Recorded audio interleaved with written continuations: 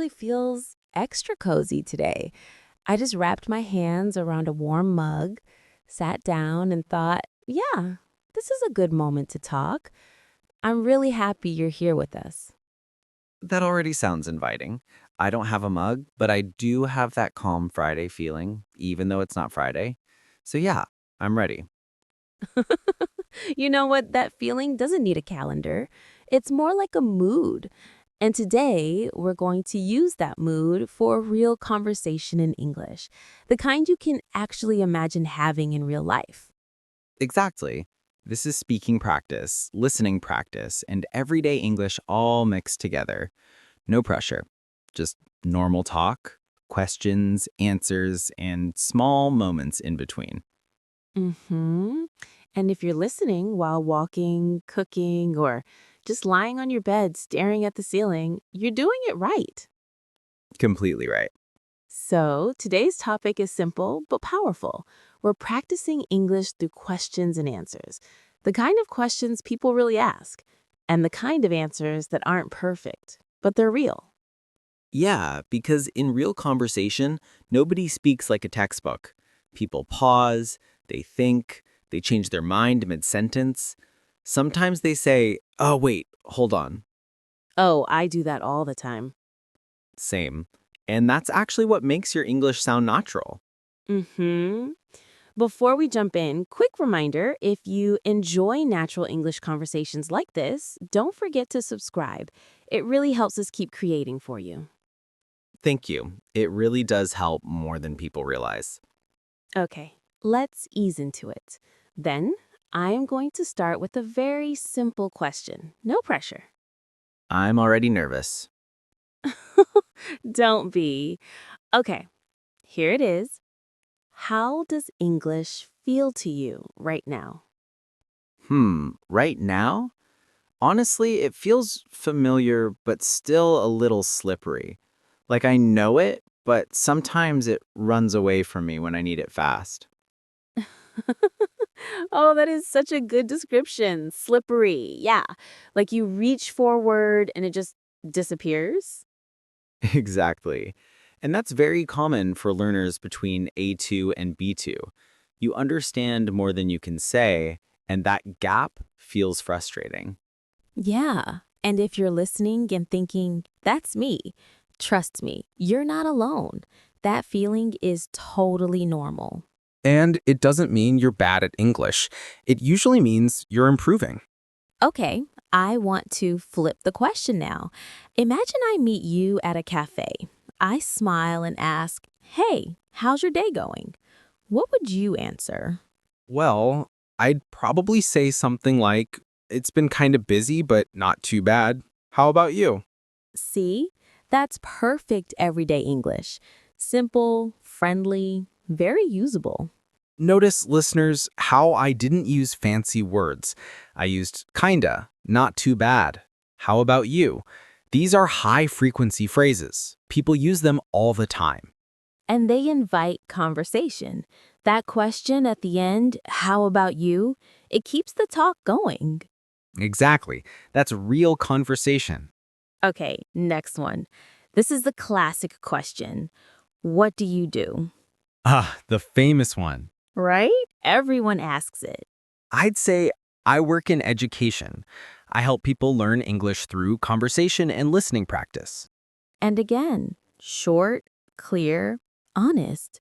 You didn't say everything, you said enough. That's an important point. You don't need to explain your whole life in one answer. You can keep it simple and add more if the person is interested. Yeah, sometimes learners feel pressure to say a lot, but silence is okay. Small answers are okay. Very okay. All right, let's move to a more personal question. One people ask when they want to connect. What do you like to do in your free time? Hmm. I usually say I like reading, going for walks, and listening to podcasts. Nothing too exciting. I love that ending. Nothing too exciting. People say that a lot. And it's such a friendly phrase. It feels humble, relaxed. Yes, and it lowers pressure. The other person feels comfortable sharing, too. I want to highlight something for listeners. Ben just used I like 3 times. That repetition is normal. In real speech, repeating structures is okay. Absolutely. Fluency is not about being fancy. It's about being clear and comfortable. Okay, let's slow it down for a second. How do you usually feel when someone speaks fast in English? I feel a bit tense at first. Then I remind myself to listen for the general idea, not every word. That's such good advice, and it's okay if you miss something. Very okay. In real conversation, people miss things all the time. They ask, sorry, can you say that again? Or, wait, what do you mean? Oh, let's put those into useful expressions. Sorry, can you say that again? What do you mean? Great ones. High-value phrases. And they make you sound confident, not weak. Agreeing. Confidence is not about understanding everything. It's about knowing how to respond when you don't. That's actually a life lesson, too. Very true. Speaking of everyday English and real conversation, let's move into something even more natural. Short follow-up questions.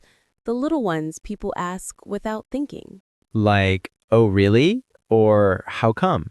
Yes, those tiny reactions keep conversations alive. And they're perfect for speaking practice because they're easy to remember and very common. Okay, I'll model one. Ben, I had a really busy morning today. Oh, really? What happened? Exactly, that's it. No stress, no grammar panic. And notice the tone. Curious, not forced. All right, let's keep going. We're just getting started. All right, let's just flow back into it like we never left. You were asking me about my busy morning. Yeah, you said it was really busy. What happened? Well, it was one of those mornings where everything works, but nothing is calm. You know? Emails, messages, a spilled coffee moment, just a lot of small things at once. Haha, yes. Death by small tasks. Exactly. And that's such a real conversation topic. Everyone understands that feeling. And notice how you explained it. You didn't list everything, you gave the feeling. That's very natural English. Yeah, sometimes describing the mood is enough. All right, let me throw a common follow-up question. So, how did you deal with it? I'd say I tried to slow down and not rush too much. It helped a bit. That's great. And a bit is an important phrase. It's honest. Yeah, life is rarely perfect. Exactly. And English doesn't need to be perfect either. Okay, let's shift to another very common question. What are you doing these days? I hear that one a lot. And I usually answer, I'm focusing on work and trying to keep a good routine. I love these days. It sounds relaxed, like the moment isn't fixed forever. Right. And trying to is another useful phrase.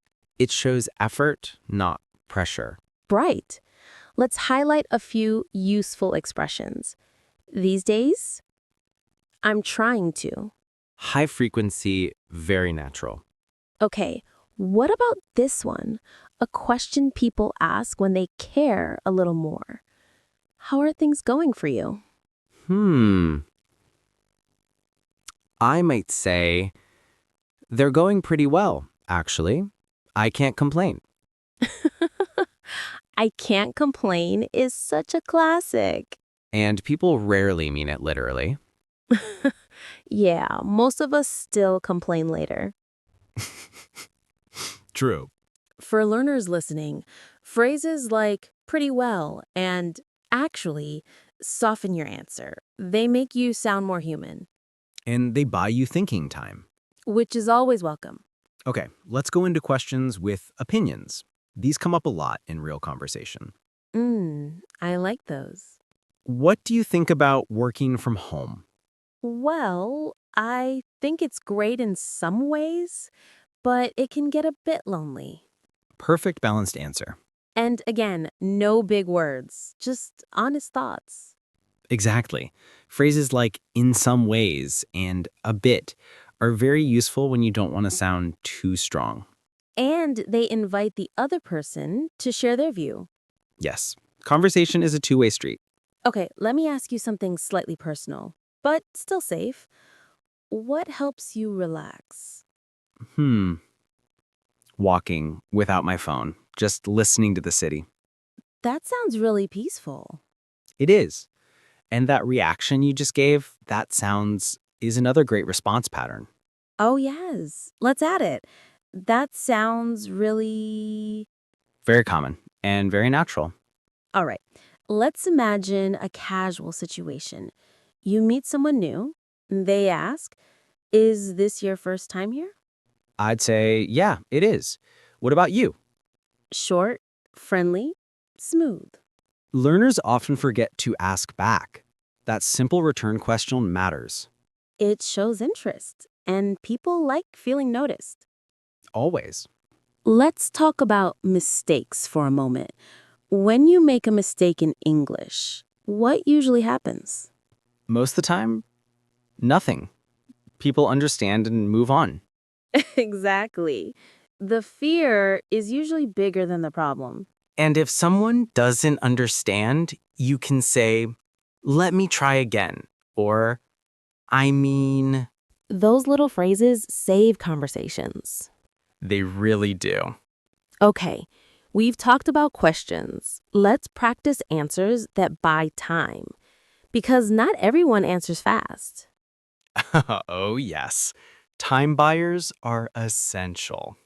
Things like, let me think. That's a good question. Very natural. Native speakers use them constantly. Even when they know the answer. Especially then. All right, last one before we slow down. What's something you're looking forward to? I'd say I'm looking forward to a quiet weekend. That's such a grown-up answer, Yeah, exciting times. but real. And that's what matters. Real conversation, real English. Let's take a breath here, because this is actually a good moment to remind listeners you don't need perfect sentences. You need connection. And practice. Little by little. We'll ease into the final part in just a moment. It feels like that moment when a conversation naturally slows down, you know?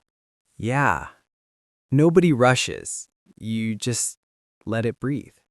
Exactly. And this part is about meaning, not grammar, about how English connects people. Because when you think about it, English learning isn't really about English. It's about being understood and understanding others. That's true. I think a lot of learners forget that. They worry about mistakes, but the real goal is connection. Right. In real conversation, people don't count errors. They listen for intention. I remember talking to someone once who said, "My English is bad," before every sentence. And honestly, it wasn't bad at all. It was just human. That phrase alone probably made it harder for them. Yeah. So if you're listening right now, maybe try dropping that sentence. You don't need it. And if something feels hard, you can simply say, I'm still learning. That's enough.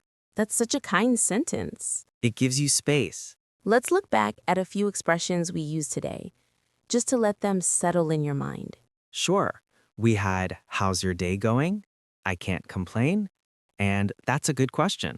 Also, how about you? Such a small one, but so powerful. And let me try again. That one saves conversations. Honestly, it saves lives. At least social ones. Here's something I want to say before we close.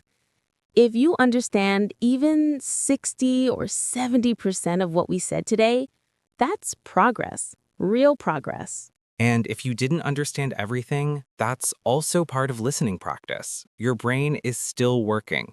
Yeah, your brain is building bridges quietly. Language learning isn't loud, it's patient. So, what about you? How do you feel when you speak English?